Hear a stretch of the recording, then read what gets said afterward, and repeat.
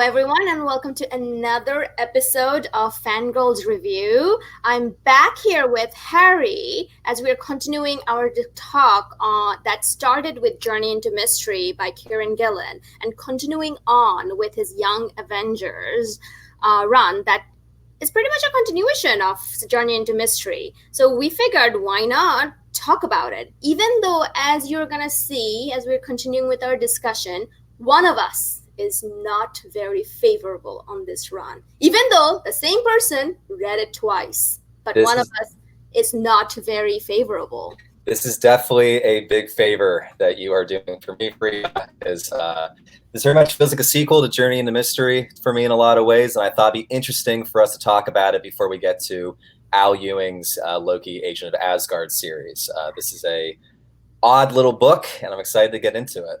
Yeah, and the thing is, I feel like there's a pattern emerging every time. It's because you are telling me to do something. It's like, read this. Come on, you have to read this, Fariha. That's what's happening. Yeah, I think everyone in my entire life has said that I can be pushy. But you know what? Sometimes it works out well. Sometimes you have to read a book you don't like twice. So I mean,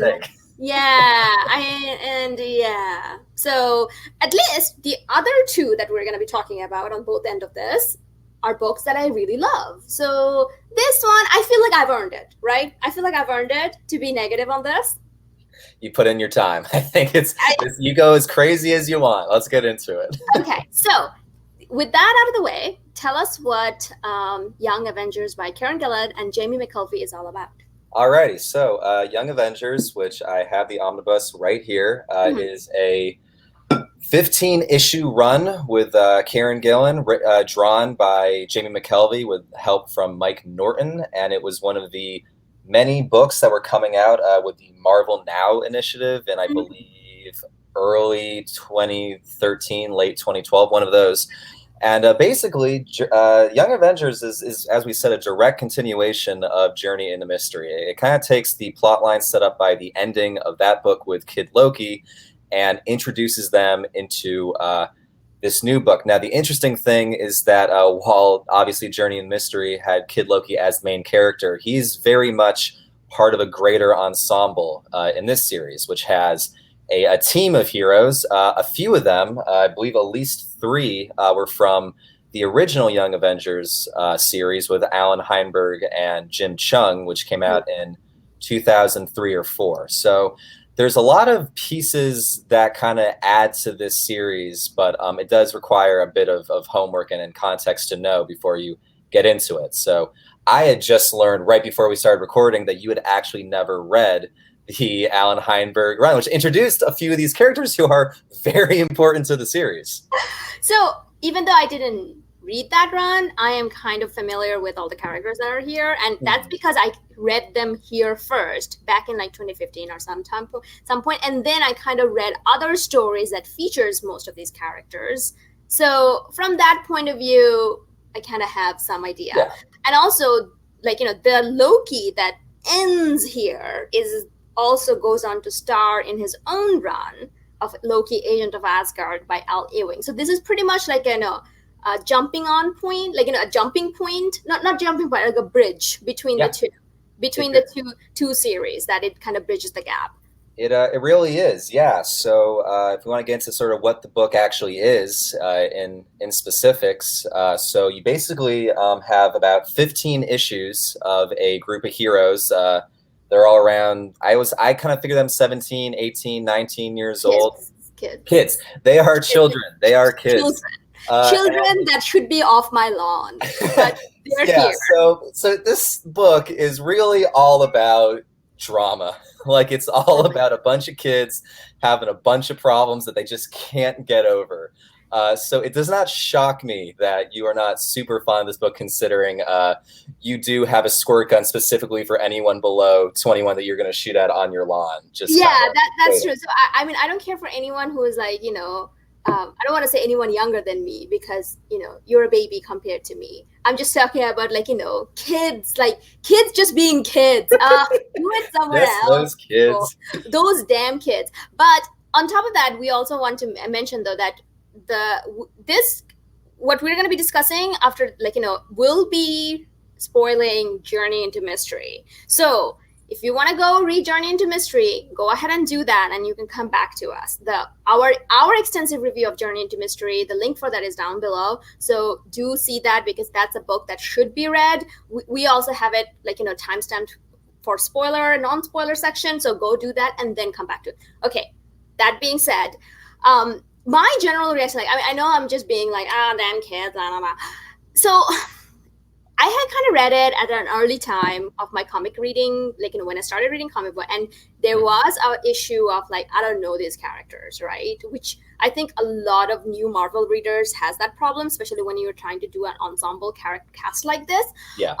So I kind of looked at it I'm like, okay, maybe it wasn't for me. But at the same time, there was just, as you mentioned, too much teen drama, too much excessive, oh my God, friendship, love, and we're gonna kick butt. It's really, can you just shut up? And shut up and do it somewhere else. So it was kind of gave me that. And then of course there was I think Loki was the only reason I picked it up, because I was kind of, after seeing Avengers movie, I was interested in it. And someone said that which was whoever gave me that advice, worst advice ever. It should have been Journey into Mystery, not this.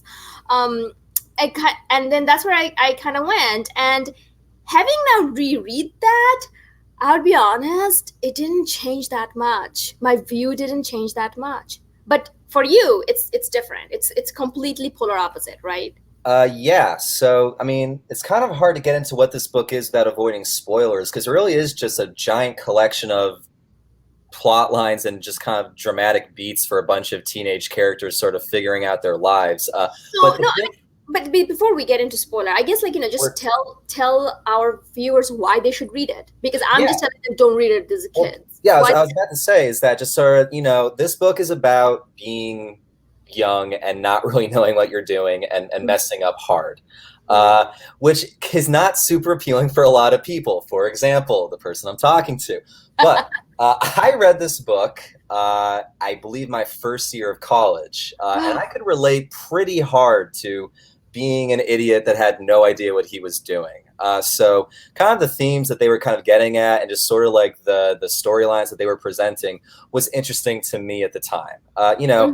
We've had this debate a few times, just sort of with young characters, sort of how much fun is it to read stories about people who don't know what they're doing. I think sometimes we've kind of found some common ground with Kamala Khan and Ms. Marvel, and sometimes Spider-Man, but I definitely think I have more of a tolerance for seeing characters that make the wrong decision, which I find kind of refreshing in some ways, because I too am an idiot and I like to see myself represented in fiction.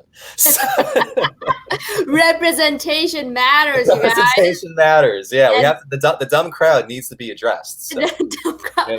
So I kind of get that. Yes, that I would say, this is kind of that it does have that, because the characters are so young. It does have that, I don't know what's going on. I think my problem is no one acknowledges that. No one is hey, look, we're a bunch of dum-dums. We're going to be doing this. We're going to try our best. They all pretend they're the best shit since sliced bread.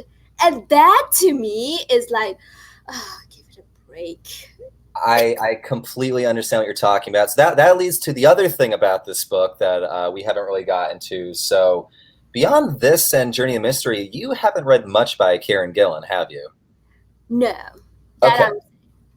No. So this book is really the most Kieron Gillen thing ever written. I think I mentioned in the Journey and Mystery book that he can get a little pretentious and a little much. This is the book I'm talking about, where he the most self-aware, try hard cleverness that's ever been put into a book can be found here. Now, I think sometimes for me that works, but definitely rereading it now, it's really seeing a writer who just is completely comfortable with being the most he can possibly be. And that's kind of the interesting thing about this book, especially after, it's kind of funny, today the last issue of Wicked and the Divine came out, his creator-owned series that came out after this. This book really feels like a prototype for what Wicked and Divine was going to be, where it's just a kind of like a sort of an auteur sort of focus, where he's just not super concerned with doing anything except what he wants to do.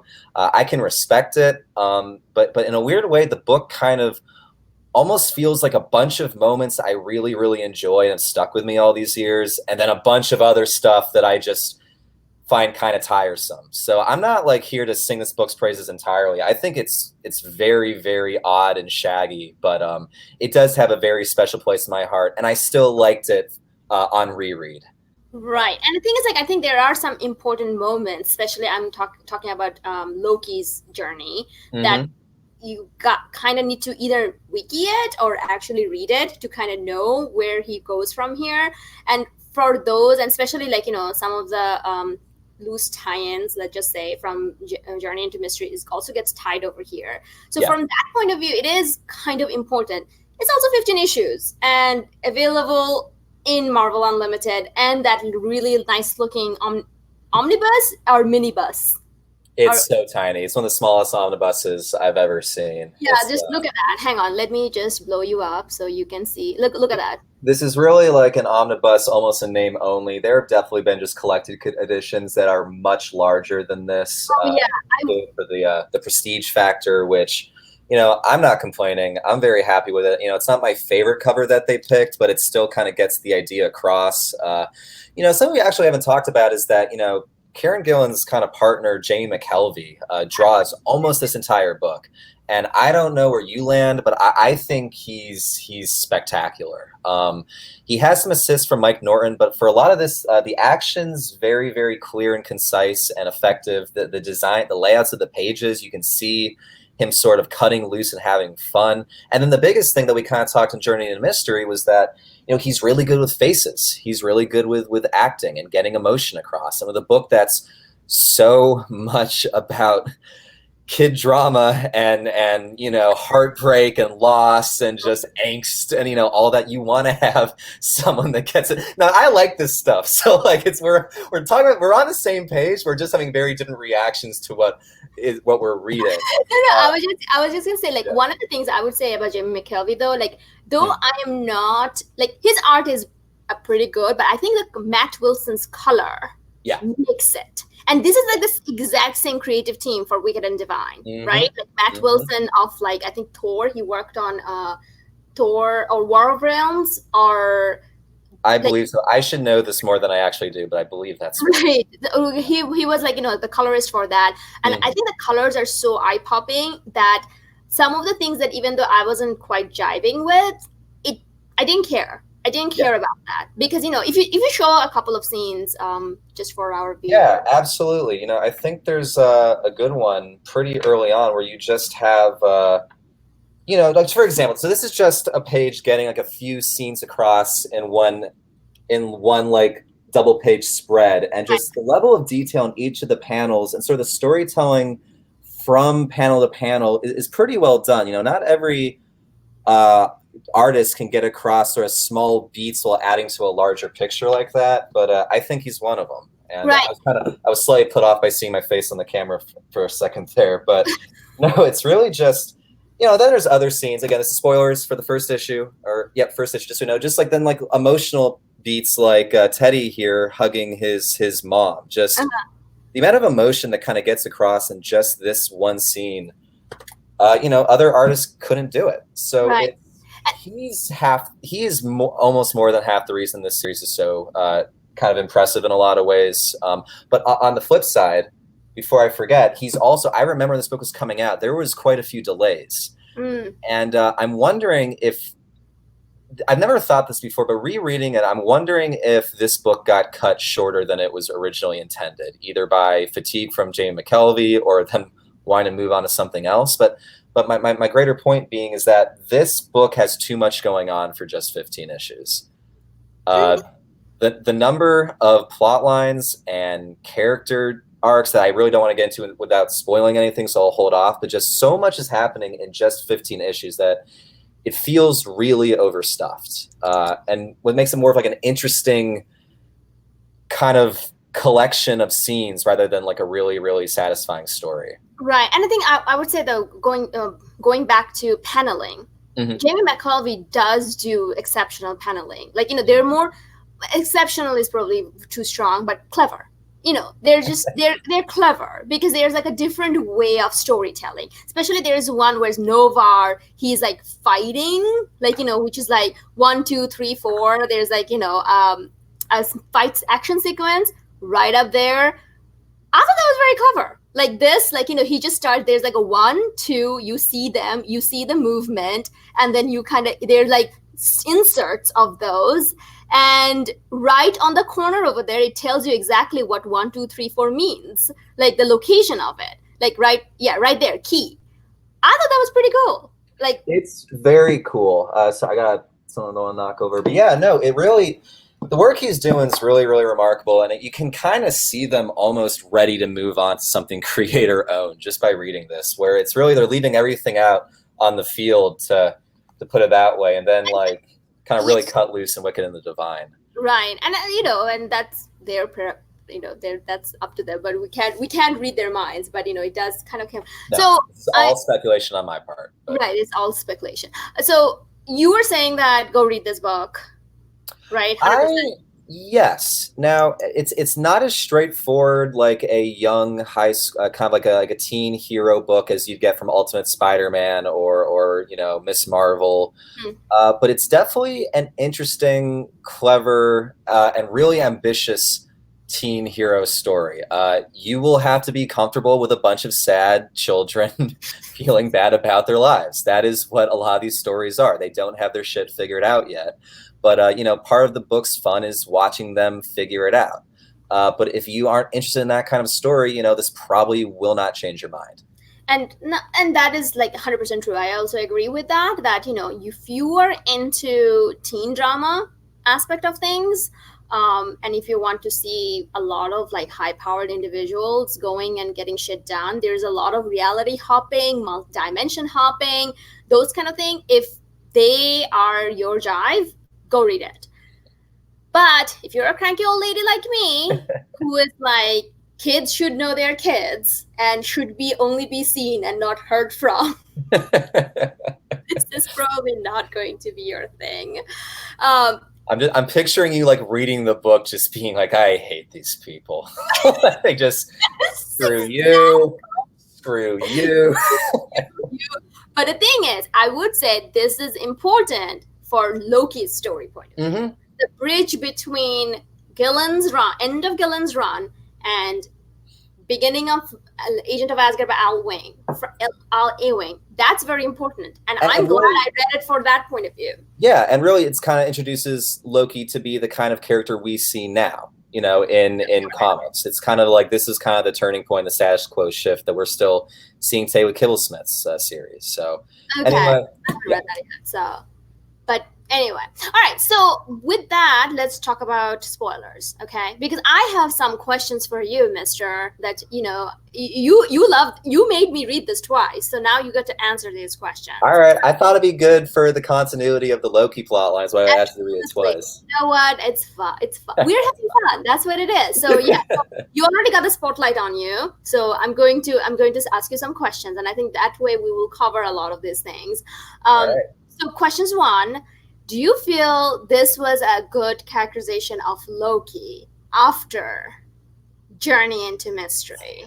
Well, it felt like a shift to make Loki more like Tom Hiddleston. And I don't mean that physically.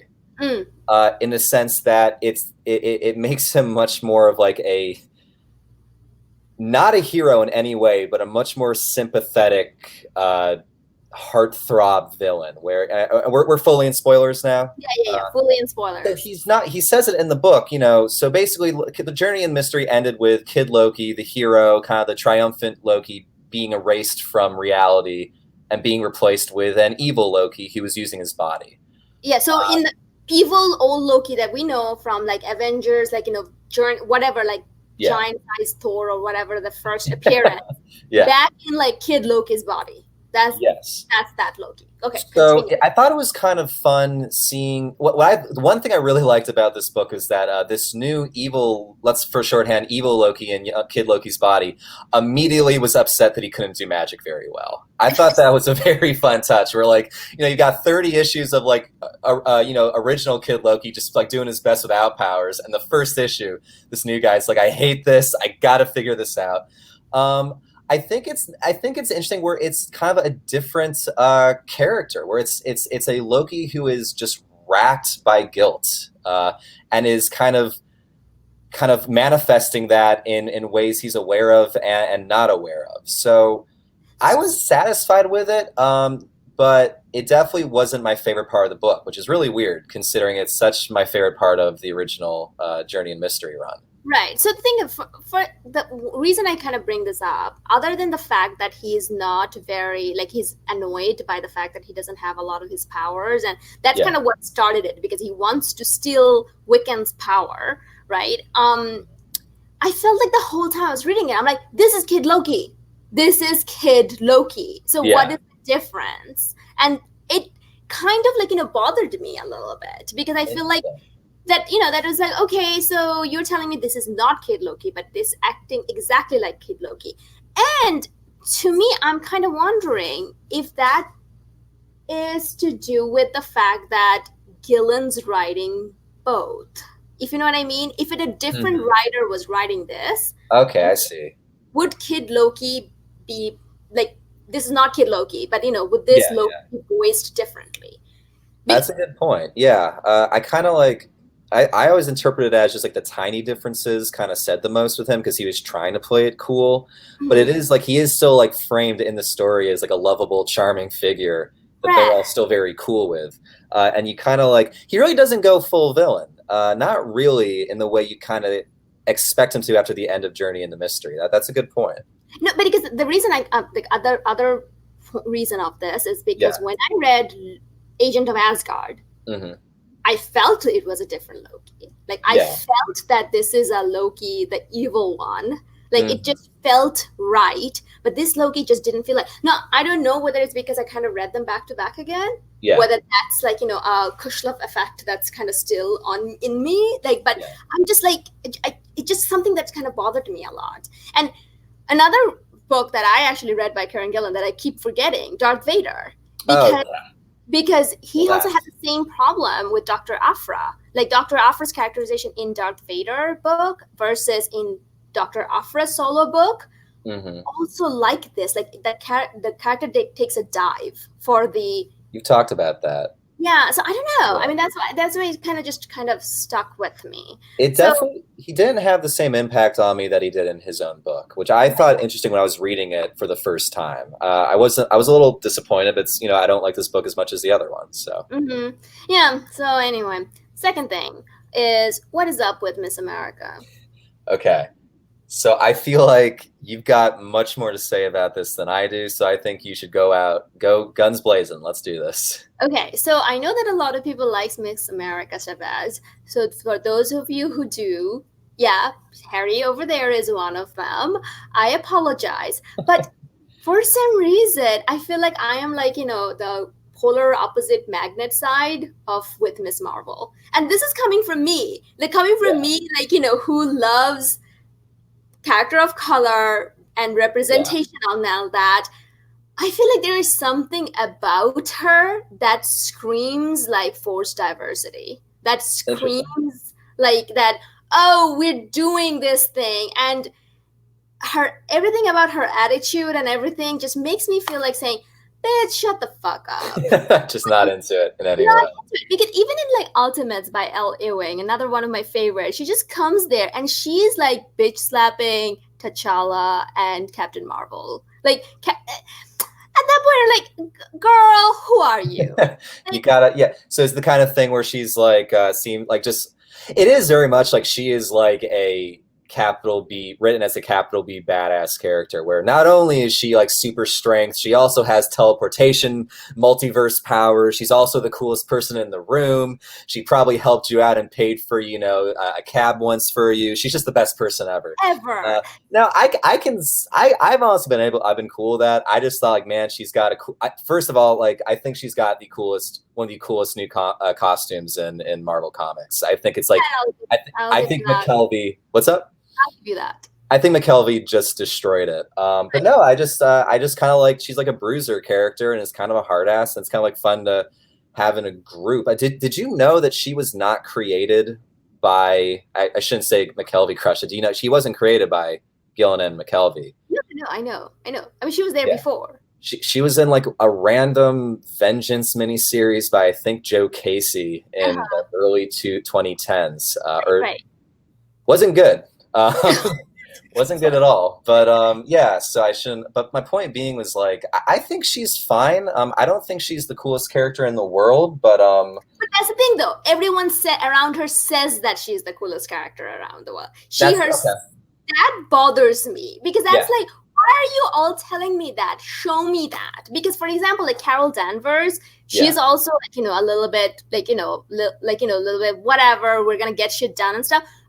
It comes to her naturally. But anytime America Chavez opens her mouth, I'm like, please stop. Well, she's also try hard. Okay, I get that. She's also a kind of a brand new character where, in this, she's kind of written as kind of like a closet fangirl, but also kind of a hard ass. And then I haven't really read the Ultimates, but now she's on like an omniversal police team with Black Panther and Galactus. That started with Ultimates. I just, maybe like people aren't quite sure how to write her yet because she's still relatively new.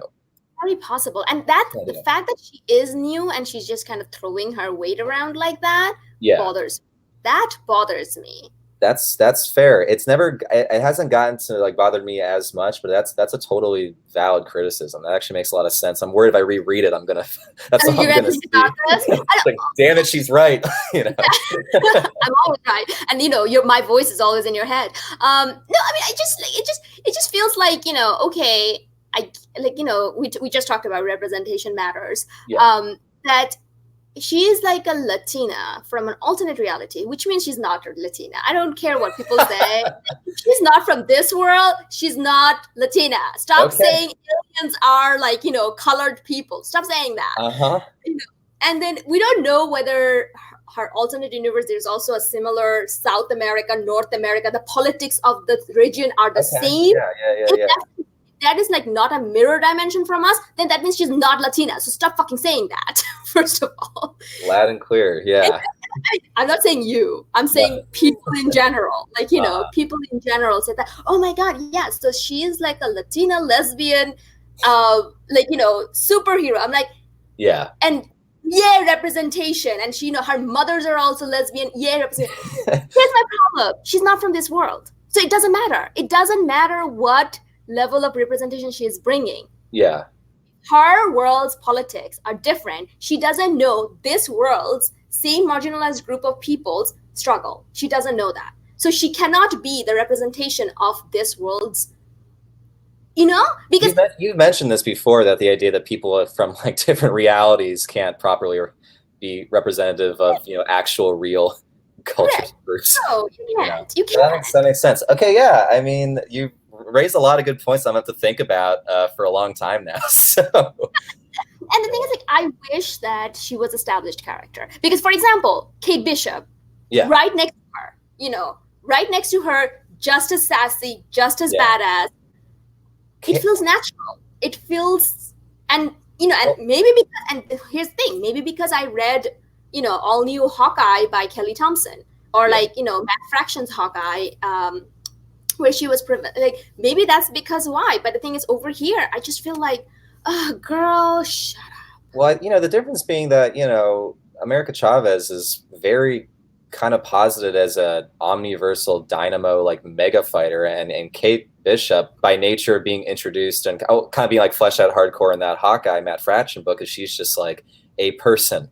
And I think we can all relate to a person like that. That's why that Hawkeye book was so good. Kate Bishop's got a weird arc in this where she kind of hangs out with a fuckboy. That is very true. Which Yeah, I'm like, go for it, sorry. no, it's really just like her entire arc is like she kind of falls for a guy who can't get over his shit and just like grows past him, which was a satisfying arc. I think we've all either known that guy or been that guy at one point in our lives. So like that was one of those very relatable kind of plot lines for me. But like, I'll give her that. I'll give her that, hey, listen, we have all had that situation. We are all in there one way or another that we're like, we know we're tough. We know we can take the care of this shit. But, that one boy's like, oh, he's our boy or girl or whatever combination you want to think about. Yeah. It's like, oh, stole our heart and everything. And only to find out he's an ass. And yeah, like, no, there was a cosmic level burn that I loved in the book where, basically by the end, her and Marvel Boy, who she'd been kind of dating or just kind of a couple with in the book, they broke up. And at the very end, she starts, she's been calling him Novar the entire book. And then at the end, she's like, nah, you're kind of just Marvel Boy. And I'm just, it's a good burn. That's a good line, I don't know.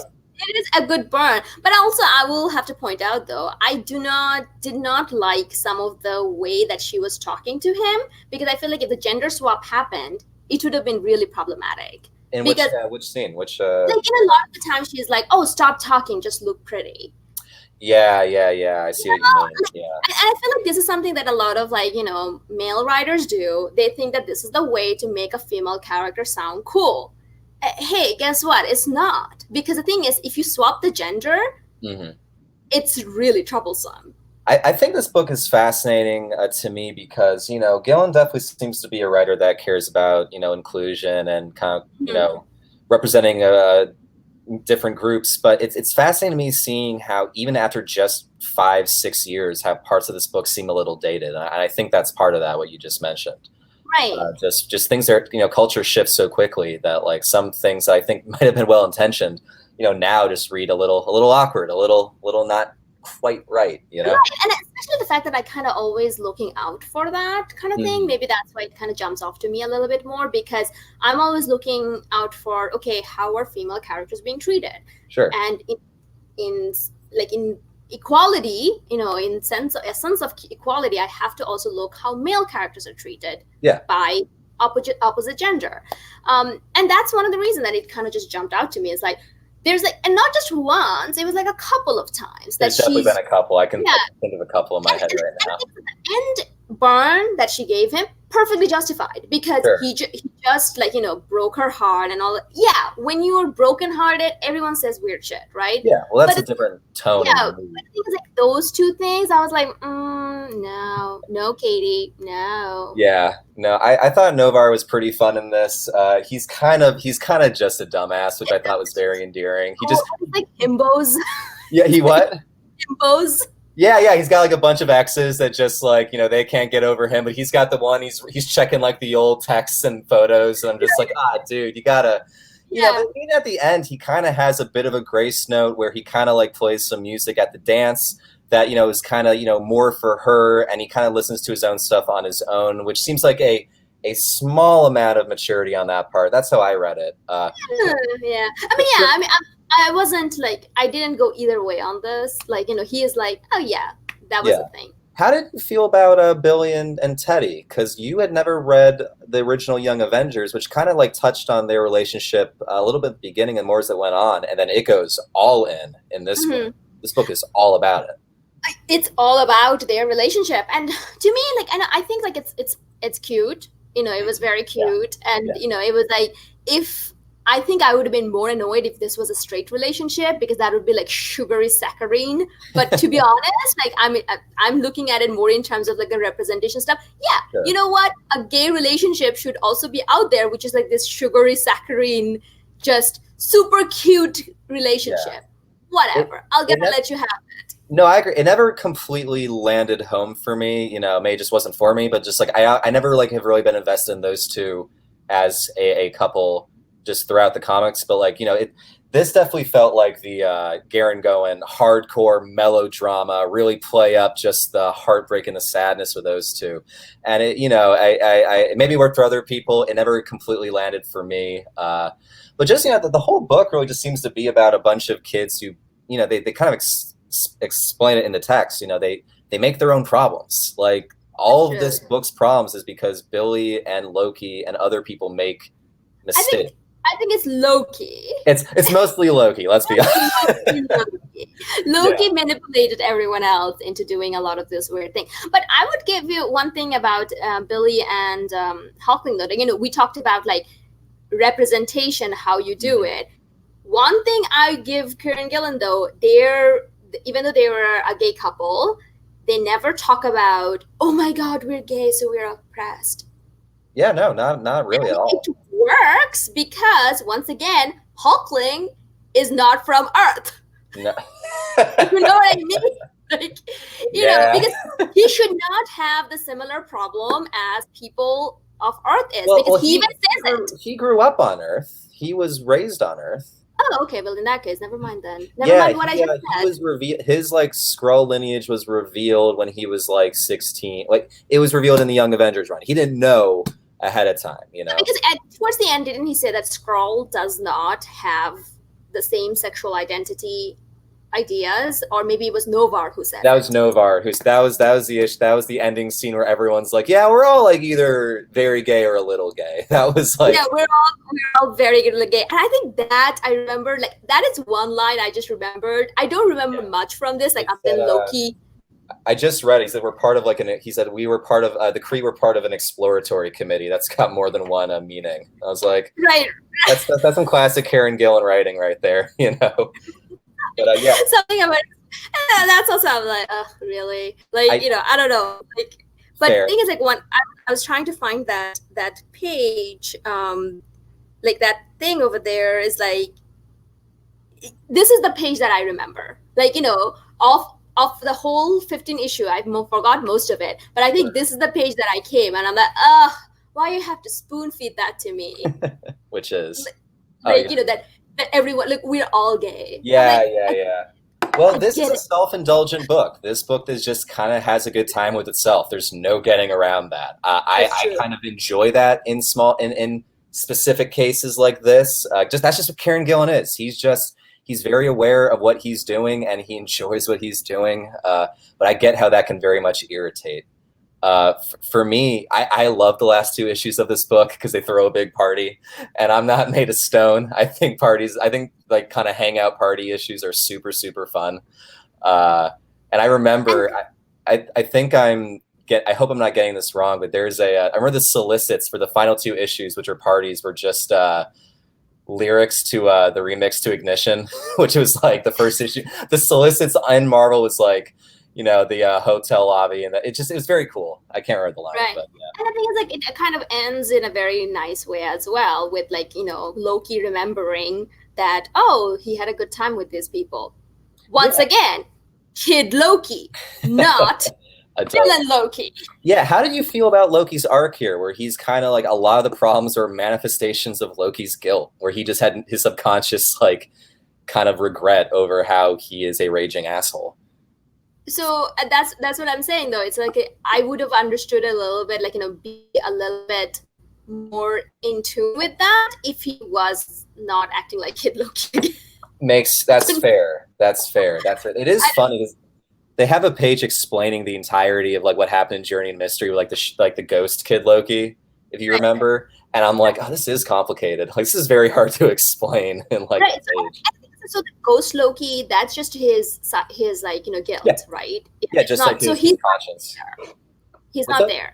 He's not there. No. Kid Loki's no longer there. Okay. No. But the thing is, like, we also have to talk about Leia, who was sent into the past, but she's the one who was actually manipulating Loki into manipulating Billy Kaplan into starting off all of this, where there is like a mother character that comes and they kind of, once again, I mean, obviously if it's a kid's book, that means, oh my God, the adults are all like, brainwashed and they can't tell. So parents literally don't understand. Parents don't understand us. I mean, my God, of that. I can relate to that bit. That's kind of like Marvel fun for me, where they're just like, we're going all in on like the metaphor. Like, parents do not understand. You know what I mean? Right, and the thing is, like, that's what.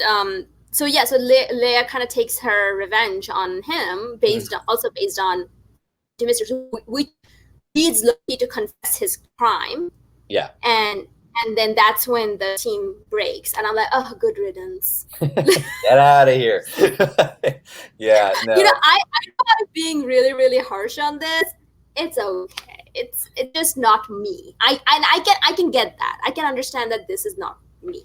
Yeah. But there's so many pages that I actually really like from this series. I think there's like specific moments that I think Gillen McKelvie crush. Like there's the first issue, like Kate Bishop waking up at Novar's house, and sort of her like, well, his space condo, and like her sort of working through that moment and kind of being comfortable with it at some point. And then, just the battle scene with Loki and Laufey and Billy and Teddy. And then there's like there's one single page where Thor and Cap are just having like coffee, oblivious to the battle outside them. Like just like fun little moments like that. They're just a little self-indulgent, but they're a good time. This is a super self-aware comic where the first issue has a robber see Spider-Man and shoot him and drop him. And the first thing he says is, wow, I can't believe, he's like, I don't think that I was the one who killed Spider-Man. Like no one would actually say that in the moment because this is a Kieron Gillen book. Even the robbers are self-aware of like story structure.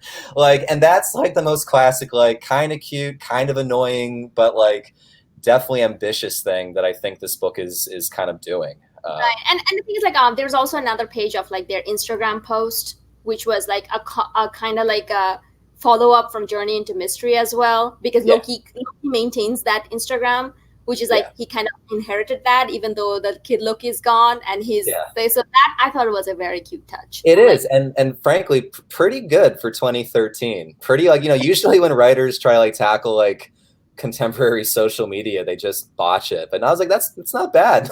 Right, that's true. Yeah. That's true. So, any final remarks?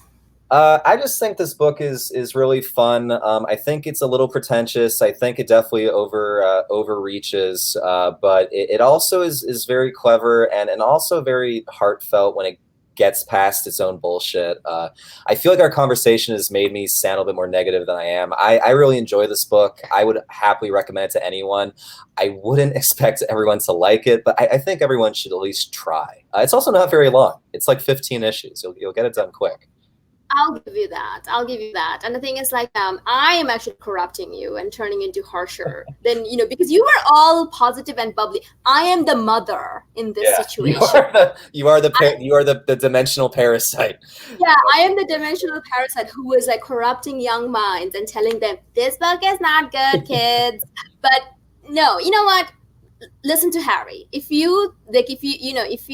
Harry sold you on this, go ahead and read it. I read it twice. It wasn't for me, but I also know why. But if you're liking the things that Harry's mentioning, go for it. I say go for it. And it's 15 issue. My God. It is. And it's got a very good party 2-part arc at the end, which is really great. And it's just a little bit clever, a little bit fun. I think people could enjoy it if they give it a shot. Go for it. They'll fucking hate it. That's true too. And if you do let us know what you think about Young Avengers in the comment, whether you like it, whether you don't like it. And listen, if you're one of those people that I don't like it because this has gay people, and no, this is not the place for that. And it's definitely not the book for you, and I'm sorry that you are the way that you are. This is not the place for you, and this is not. We don't care for that. We have other problems with it, and I had other problems with it, but that's not one of them.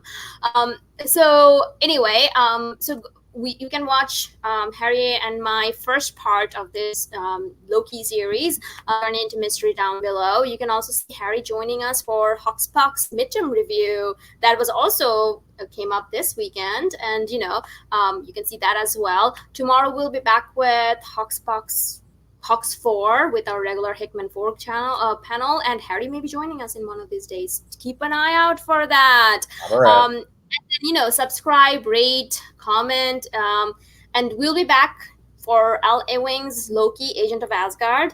If there's other books that you want Harry and I to tackle, let us know. We'll do that. Maybe. We don't know. We'll do that. So let us know. All right. And thank you so much for watching. Have a good night. Bye. Goodbye. it still alive? I don't